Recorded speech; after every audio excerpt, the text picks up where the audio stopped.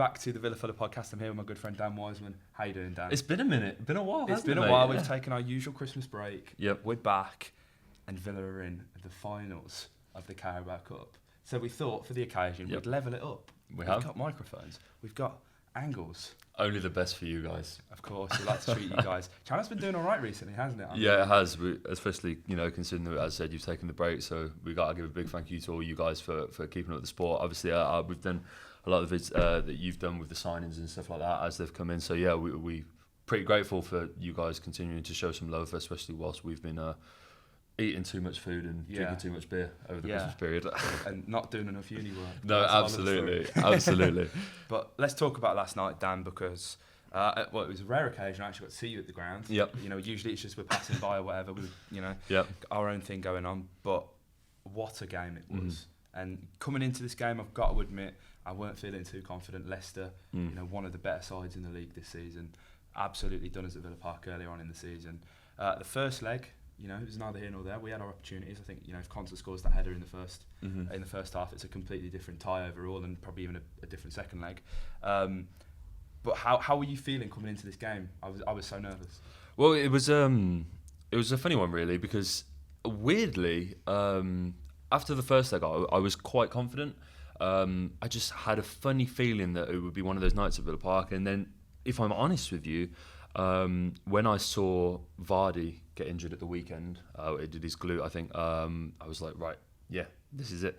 This is the one. And then obviously Rodgers confirmed in his press conference that Vardy would be in the squad. And then that's when I was a little bit like, oh. And funnily enough, as bad as this might be, my confidence was also boosted when I found out that Drinkwater was cup tied, as nervous as that might sound, because I knew how important that partnership of Luiz and Nakamba would be in this game. And so once I knew that it would kind of be leaning towards them side, and especially once we signed Samatta, I was actually feeling pretty good about it.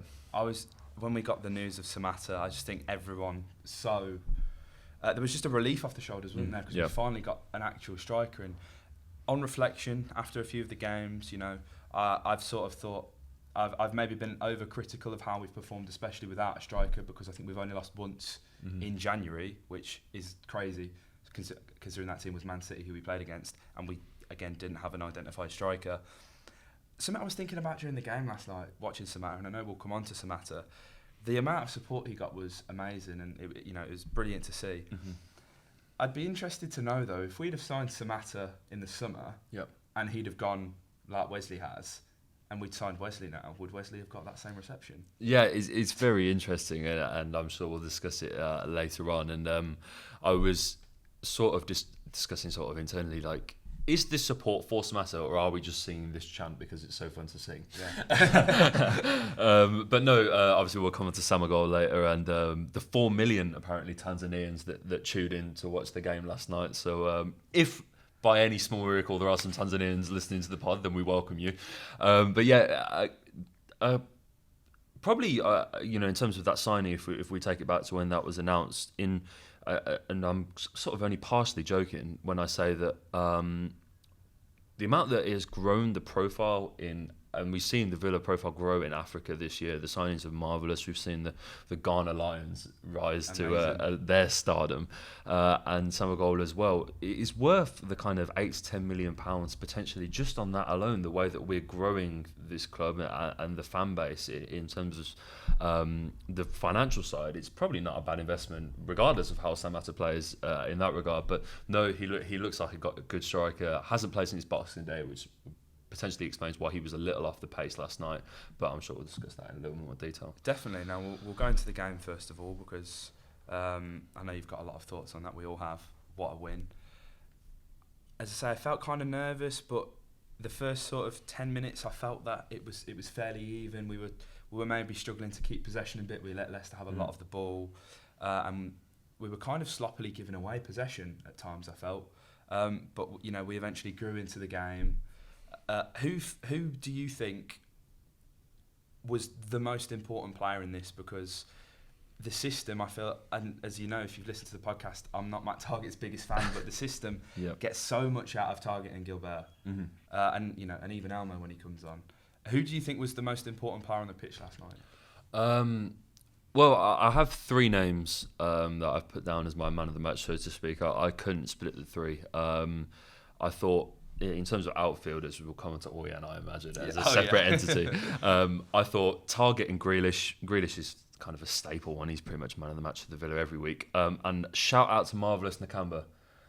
Because I think over the last two games he's been brilliant, and I thought last night he was really impressive. There was a tackle, I think in the second half on Tielemans, the recovery challenge, which as he was just lining up to shoot, and he finally looks like he's stepping into the mould that we sort of saw pre-season. I remember in the games that he put up, like in the early starts of the season, I remember being quite impressed, and then he sort of dipped off a little bit, and we're finally seeing him get back up to that kind of enforcer level. I thought he did that really well, but no, I thought the fullbacks, I thought the only reason that Gilbert came off was just because he ran up and down that flank all night, and obviously it turned out to be quite an inspired substitution with Elmo coming on.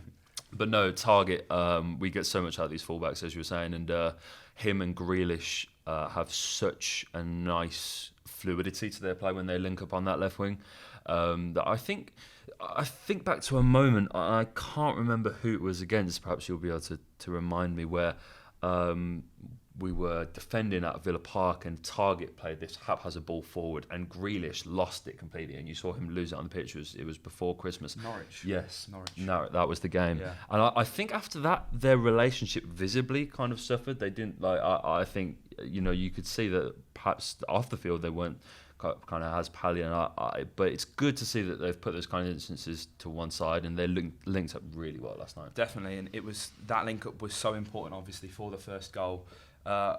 If I'm remembering correctly, we kind of had this counter attack and it comes towards Grealish, and he finds himself in the box with Soyuncu and Pereira, two very, very good defenders. I'm a big fan of Ricardo Pereira, have been for a while, and they can't touch him because he's in the box, and you're in this weird sort of paradox where Jack's not going because he's got to wait for someone to make a decision, and then all of a sudden Matt Targett out of nowhere, because he doesn't think he needs to make the run, he thinks Grealish is going to lose the ball on that overlap.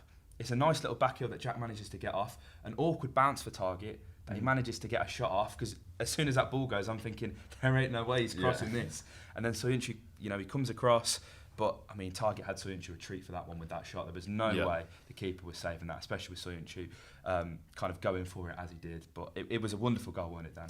Yeah, absolutely. And it's nice that you touched on the kind of Soyuncu, Pereira and Grealish situation, because if you actually watch it, Pereira is the man that's closest to Grealish, and they doubled up on Jack at a lot of instances last night. And this was one such where you've got Soyuncu behind Pereira, literally mirroring every move he makes.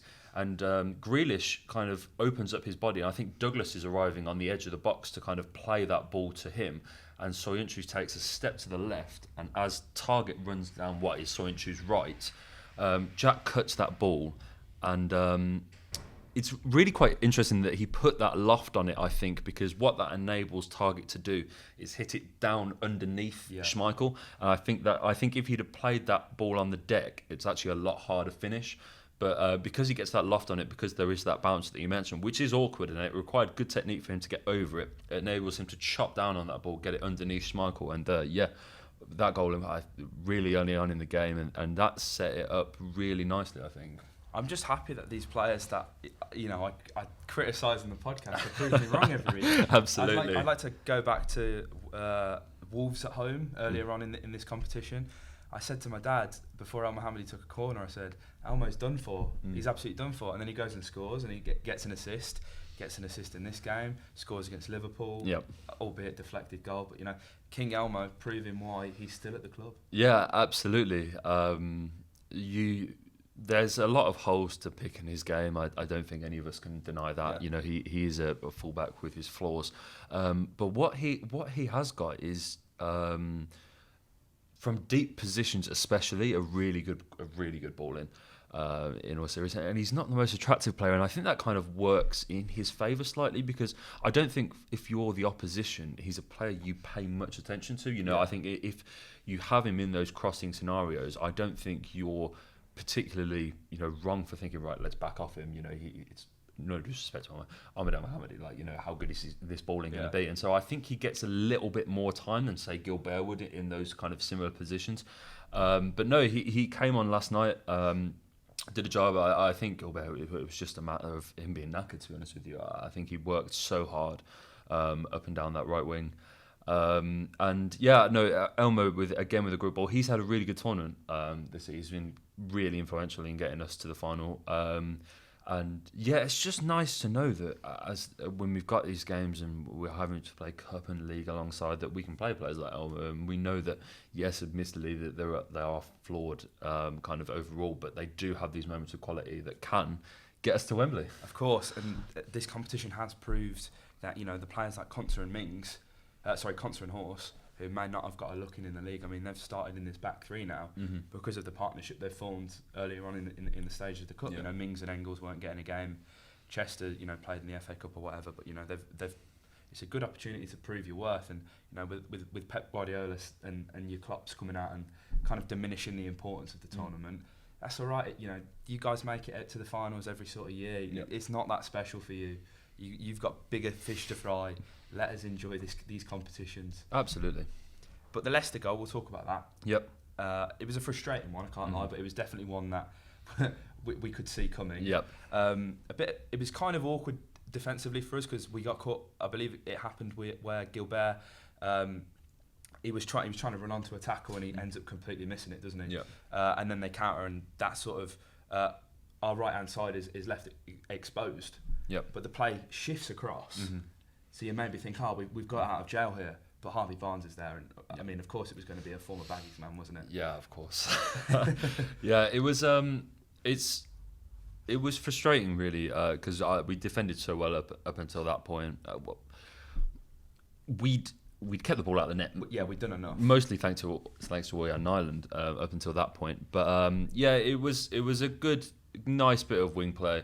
And if you watch it, this is probably the only moment in the entire game, both offensively and defensively, where Targett let himself slip. If you watch the footage, Iheanacho comes round the right hand side of him and he's ball watching. He's looking for the cross where it's going to come in, and Iheanacho runs round his right hand side. You could potentially, once he sees him go past him, I think there is an argument whereby he should then pass him on to Courtney. Courtney, you know, you can kind of look at it, and when the goal went in, I was surrounded by a few fans that thought Courtney should have done more, but obviously he's not aware. He thinks that we're kind of, Gilbert was closing down Harvey Barnes, and I'm assuming Courtney thought that he was playing in what is essentially a flat back four with Targett right behind him. He wasn't. Targett was slightly out of position.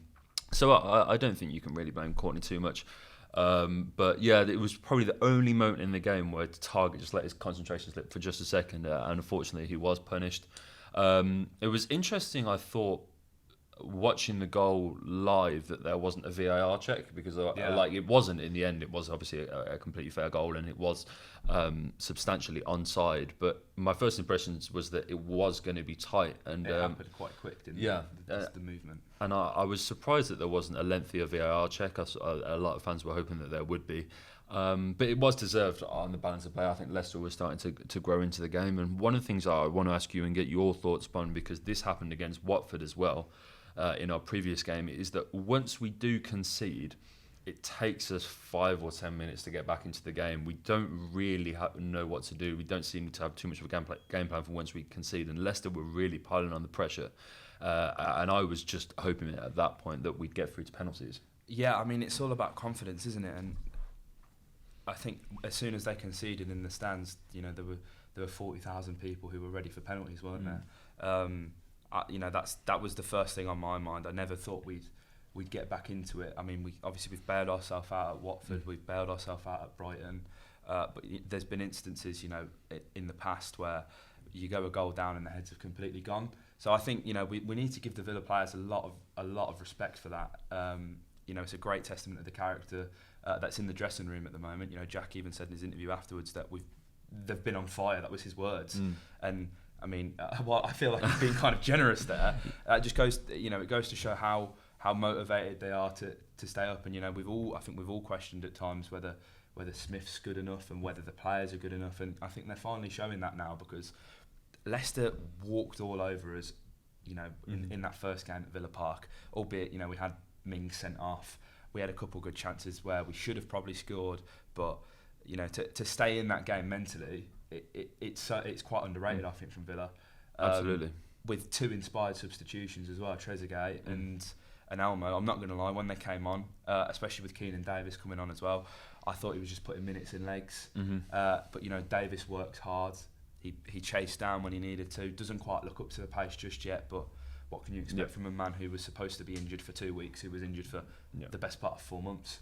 And you know, with Elmo, again, it's not really an inspiring substitution. And Trezeguet, that's, you know, it's a signature Dino sub, isn't it, to take off El Ghazi, who is, you know, stereotypically underperforming. Well, especially when you bring on Elmo as a fullback as opposed to a winger. Exactly, yeah, because it's been a while since we've seen that, isn't it? I mean, I think that was definitely deployed more in the Championship. But I guess you need Elmo's defensive duties a bit more, especially when it's that tight. And even Dino said in the press conference, didn't he, that JT and Richard O'Kelly were trying to sort the order for penalties. He didn't want nothing to do with it, which is fair enough. And you know, it was wonderful to see. And the ball from Elmo, as we've kind of touched on, absolutely fantastic, isn't it? It's the early ball, and it's vintage El Mohammadi. He split the fullback Chilwell and the centre halves, and Trezeguet knew where he had to be. It was something that he said they've worked on in Arabic, which you just love to see, don't you? No one expects it in training.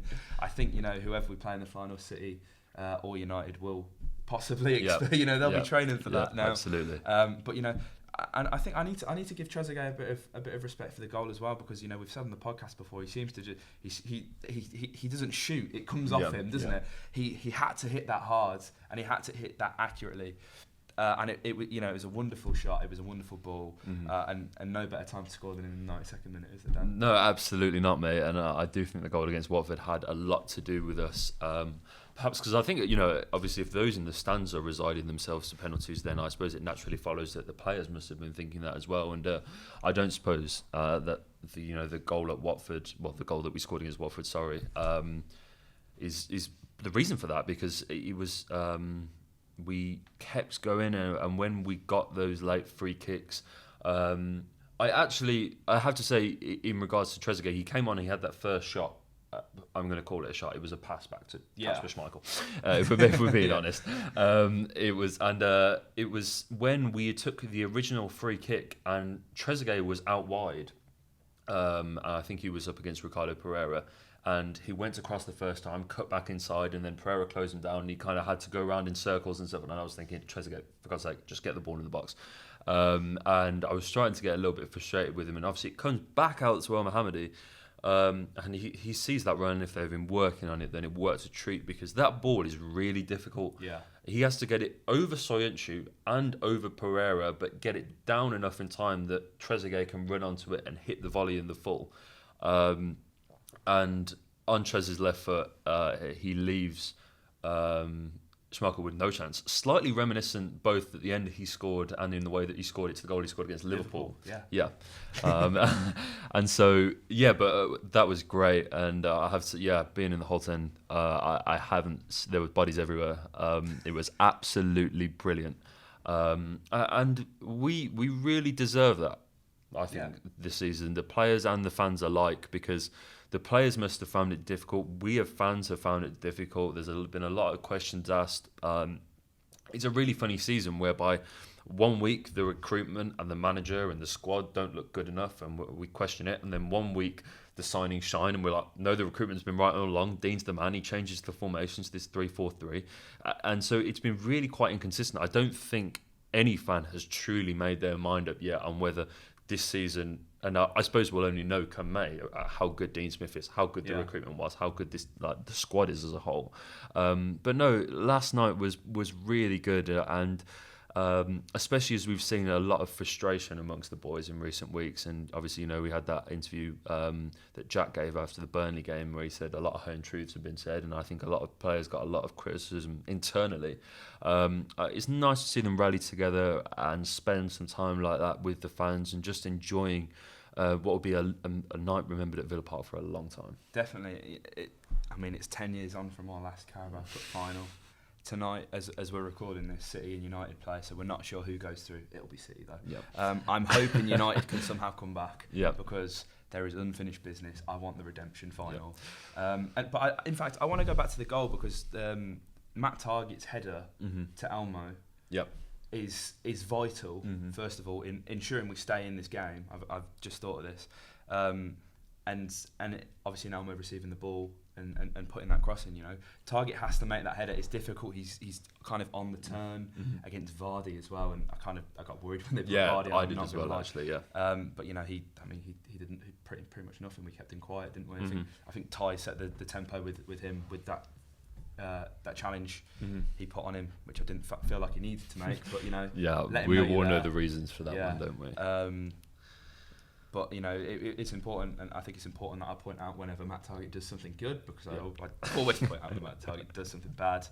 And if he doesn't make that header, Leicester could have easily gone on a one-on-one there with Nyland, and you'd like to fancy Vardy's chances, wouldn't you? So shout out to Matt Targett. Absolutely, yeah. No, he did a lot, and I kind of noticed that situation when we left Targett back with Vardy. I thought because Targett played a great game yesterday, but the reason that he's playing left wing back, I imagine, is because he's not the best defensively. He's a lot better going forward. I thought leaving him against Vardy was an interesting, but he dealt with that header really well, which in those kind of situations that Jamie Vardy is behind you, which is what makes that header 10 times harder. The header in itself, if he was playing that header in training, he probably wouldn't have thought twice about it. But knowing the time of that game, the significance of that game, and knowing that you make an argument for the best striker in the Premier League is standing right behind you. Great from him. But we'd been looking throughout the game, and I suppose this is naturally going to become the Samatta discussion that we said we'd have. We'd been looking for those kind of balls throughout the game. There was an instance whereby it was Samatta's second chance, where Grealish feeds that ball through to him, and he missed it, and then El Ghazi's running on behind and he misses it as well. And that ball from Grealish and Elmo is from very similar positions, and it's so hard to play because you're not out wide, so you can't whip it straight around the back four. You have to get a kind of height and loft, and it has to swerve and dip, and it's difficult. And we've been trying it a few times throughout the game. It was a shame that Samatta couldn't convert the opportunities that he had. It was, well, he did convert, but we were ruled offside, weren't we? Of course. It was a shame. It would have been a shame as well if it turned out we weren't offside, because no one celebrated. And I think Tanzania would have ordered a death warrant or something like that on Villa fans for not celebrating. But it was a good debut from Samatta. He looks a bit lively. There were instances where I felt he could have maybe pressed on the defenders a bit more, but he's getting used to the league. I'm not going to be too critical. But let's also just not forget, however good or bad Samatta is, how good Wesley was before he got injured. Yep. This is the Wesley Filler podcast. This may be the Samatta Filler podcast. Hopefully, if we can get Tanzanians to listen to this, maybe get a guest on the podcast. Absolutely, yeah, we'd love that. Samuel Goal himself, but it was impressive, and what I also liked as well, having a quick striker, which we've not had for a long time. We actually played a few kind of defence splitting passes in the first half. When Dougie was on the ball, there was a few instances where I think Grealish and Anwar had occupied Chilwell and Pereira, but then you've got the threat of Gilbert and Targett, which Leicester clocked onto, especially with Targett after the goal.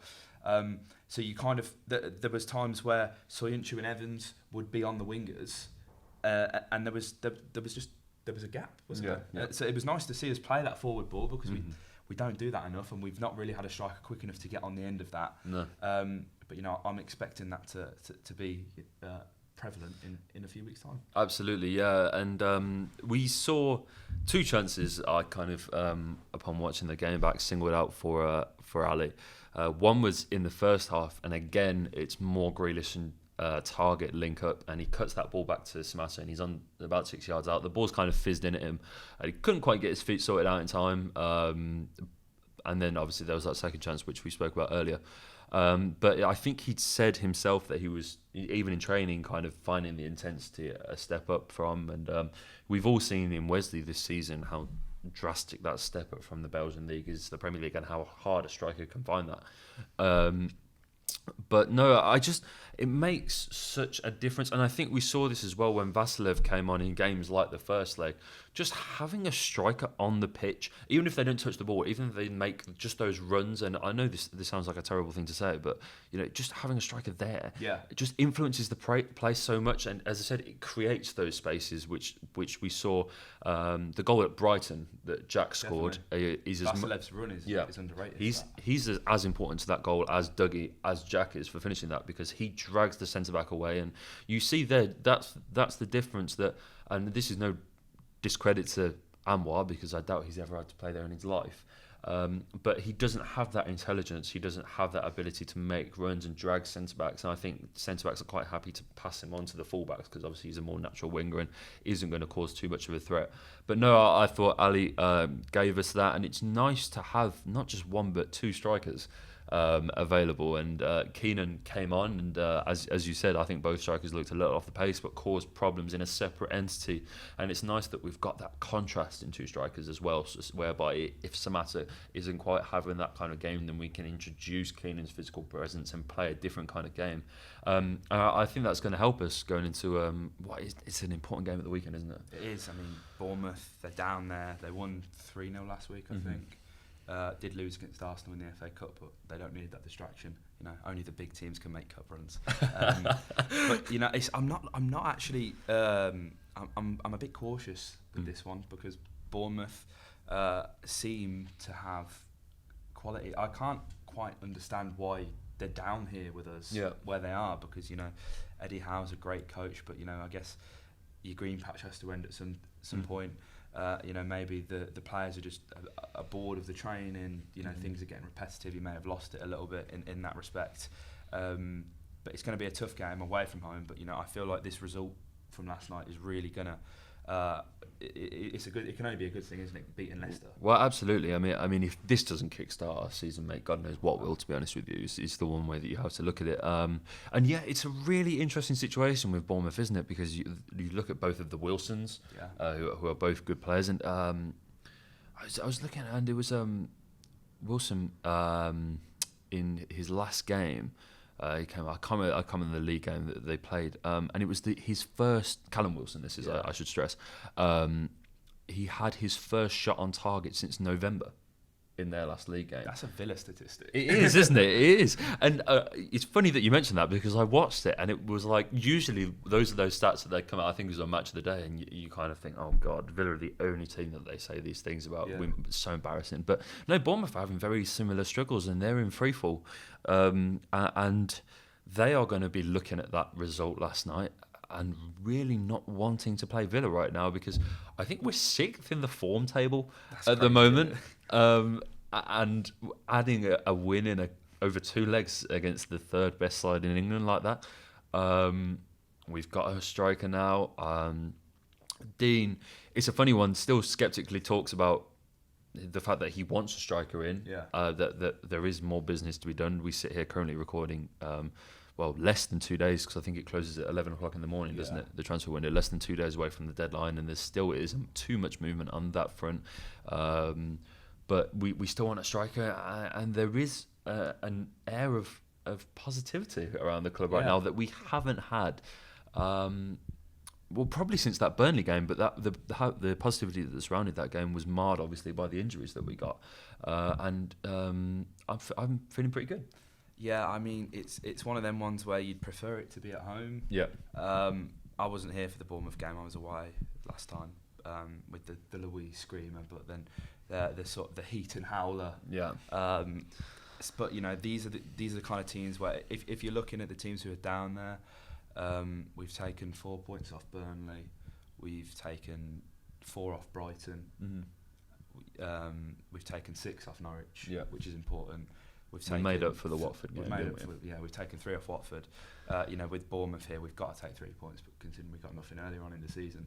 But you've also got to look as well. I mean, I still anyone from sort of 13th, I believe, in the table. Down could still easily get dragged back into this. Newcastle have lost a few. Everton are hit and miss. I don't think Everton will go down. I'm just saying, they could easily be dragged into it. And again, we've got to play Everton, so that's points up for grabs. But no, I think this final will do them all the world of good. But there was a lot of talk listening to WM on the way back, as you do. And you know, there was a lot of people saying, "Oh, they should celebrate tonight," and I'm thinking, no, you should. Yeah. We've achieved nothing. Yeah. And I kind of felt that with the pitch invasion. You know, it's nice to see with Shrewsbury, and I think Villa fans are still a bit bitter from the Dark Age comments. And I think that, you know, we haven't any let that one opportunity to go, have we? pitch, No. But you know, I don't want to take anything away from it, because you know I was overwhelmed with joy. I didn't go on the pitch myself, but the job's not even halfway done. No, absolutely, and this is kind of the pitch invasion is one to touch on, and I was kind of in a similar. I didn't go on myself. I was in lower tier, had the choice to, didn't, because. And I think we're going to give a rare shout out to Dan Bardell on the Villa Filler podcast, because I saw a tweet of his that said Aston Villa should be in League Cup finals. They should be winning in League Cup semi-finals. This is our club, and yes, we should celebrate them. And I don't want to sound entitled, but if you know, for the teams that haven't got, as Smith has referenced himself, as such a prolonged and glorious history in this competition. This feels almost righteous that we should be getting to this stage, and perhaps a pitch invasion. I thought similar of the pitch invasion after Borough in the playoff semi, whereby we are Aston Villa, we should be in the Premier League. We shouldn't be pitch invading like this is a once in a lifetime. Savour this moment, because hopefully it will happen a lot going forward. But no, overall a great evening, should line us up well for this Bournemouth game.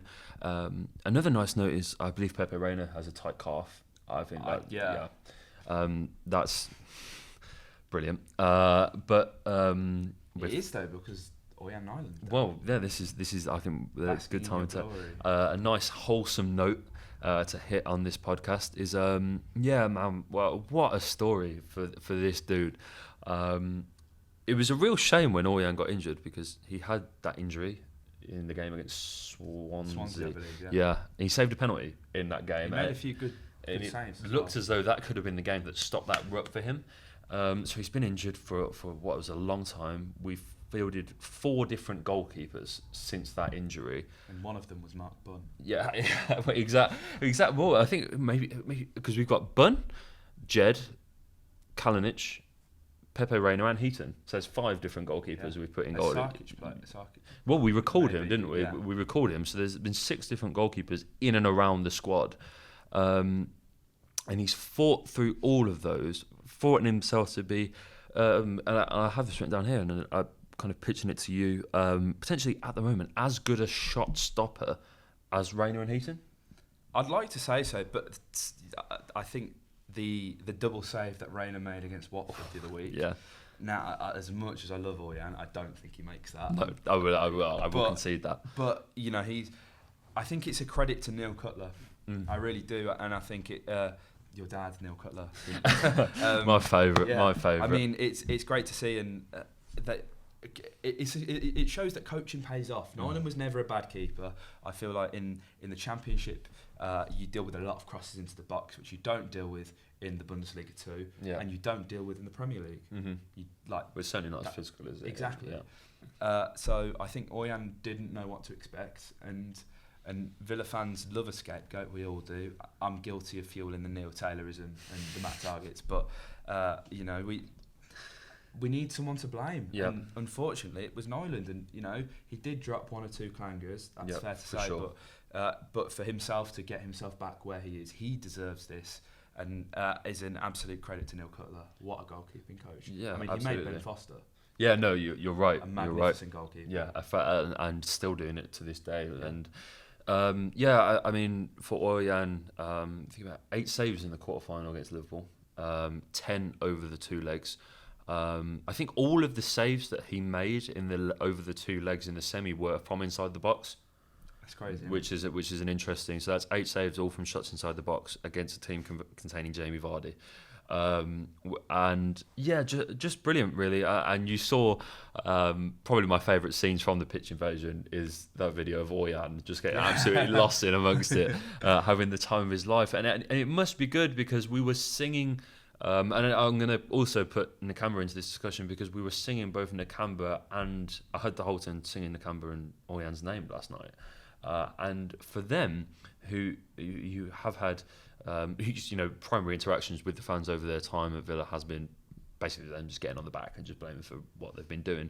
Must be really nice for them to hear that, and it's good for Oyan to have those moments with the fans, and whereby he's finally built up that positive rapport with them where he didn't have it for a long time. And so it's nice to know that again we've got this goalkeeping hoodoo that kind of exists over us with the Reina injury, but no, hopefully Oyan can come to a big game of the weekend and carry on what he's been doing. Definitely, it's nice to see, isn't it? And hopefully it will stop the sort of the social media trials, because he couldn't even post a photo on Christmas Day with his wife and kids without people calling him a shit keeper. And you can have your opinions during the 90 minutes and the day before and the day after, but on Christmas Day, absolutely.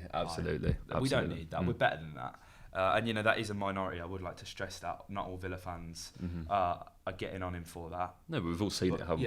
Yeah. So it's a modern day problem, I guess. So it was nice to see how much it meant to the fans and Oyan specifically. Absolutely. Is there anything else you want to touch on, Dan? No, I don't think so, actually.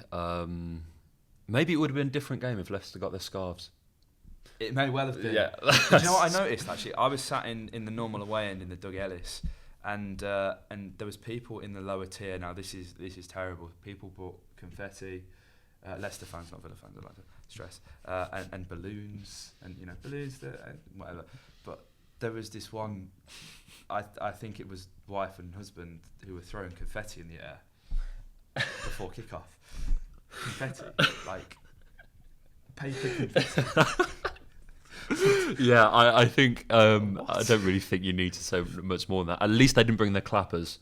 I was fearing that this would happen with Leicester City. Is that I do like a lot about Leicester City. This isn't, but on the pitch, yeah, not off the pitch. Absolutely. I think they've been a really refreshing addition to the Premier League. They gave us the best Premier League moment of all time in that West End. But by God, please, off the pitch, sort it out. Yeah. I can't do it. The confetti is a very good noise to make, because I was kind of the clappers and all that. I was kind of fearing would make an appearance, but they didn't.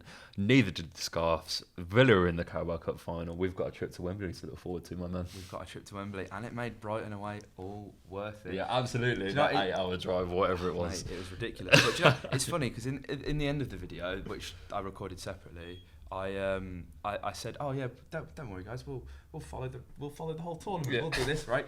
We never got round to it, because we've been busy, we've got a life, we're at the final, we've got to do something special for it. Yeah, I know, you're absolutely right, mate. So there will be videos, multiple, plural, for sure, on the final. For sure. We'll get Els involved too. Yeah, absolutely. He'd make another appearance. Yeah, he's been on words. Yeah, he needs to make an appearance. He'll be delighted that he's got mentioned as well, actually.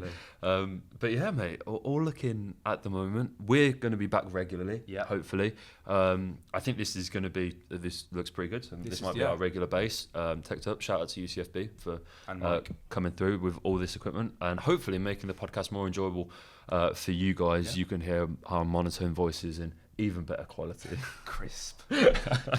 Things you love to see. But no, it's been great. Yeah, it has, absolutely. Before we go, I'd like to mention something for just personal reasons.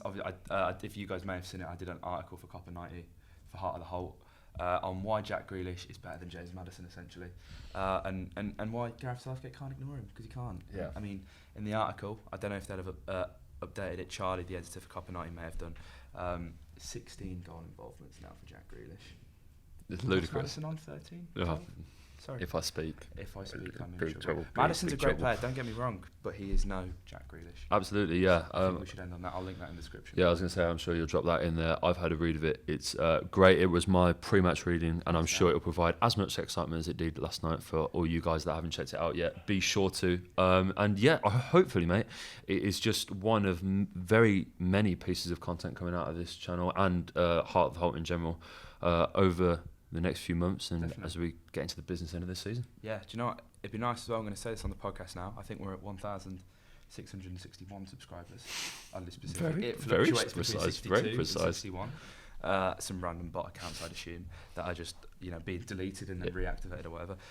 If we can get to 2,000 subscribers by the end of the season, huge. We're in January. Huge. We managed to get to 1,000 before the playoff final. Let's do It'd it. be nice to see, a year on. Let's put this together. Yeah. We can do this. Absolutely. With your support, guys. Yeah. So if you enjoyed, comment your thoughts below, like the video, and subscribe for more. To hear us in some crisp. Yeah, it's a quality. This is nice. Love these bad boys. Oh yeah, that's definitely made a noise. So yeah, like, comment, subscribe, and up the Villa. Chester's essential. The ball filling this got potential. It's the main man, a hero. He's the main leader of the gang. Chester. Chester. Chester. He's the main leader of the gang now. Chester.